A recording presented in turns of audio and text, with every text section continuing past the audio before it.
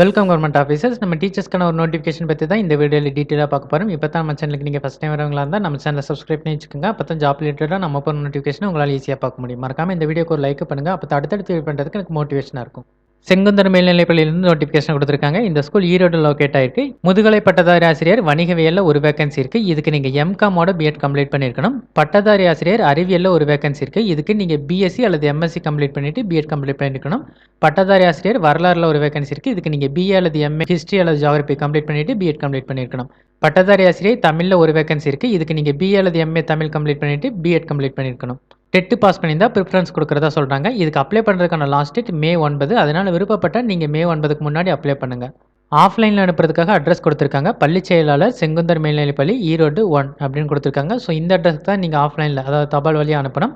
Teaching ஜாப்பில் work பண்ண விருப்பமாக இருக்கவங்க எல்லாருக்கும் இந்த வீடியோ யூஸ்ஃபுல்லாக இருக்குன்னு நினைக்கிறேன். இந்த வீடியோ பிடிச்சிருந்துச்சா லைக் பண்ணுங்கள். டீச்சராகனு நினச்சிட்டு இருக்கவங்க ஃப்ரெண்ட்ஸ்க்கும் இந்த வீடியோ ஷேர் பண்ணுங்கள். இந்த நோட்டிஃபிகேஷன் ரிலேட்டடாக வேறு ஏதாவது டவுட் இருந்தால் கமெண்ட் செக்ஷனில் கேளுங்க. மறக்காமல் சப்ஸ்கிரைப் பண்ணுங்கள். தேங்க்யூ.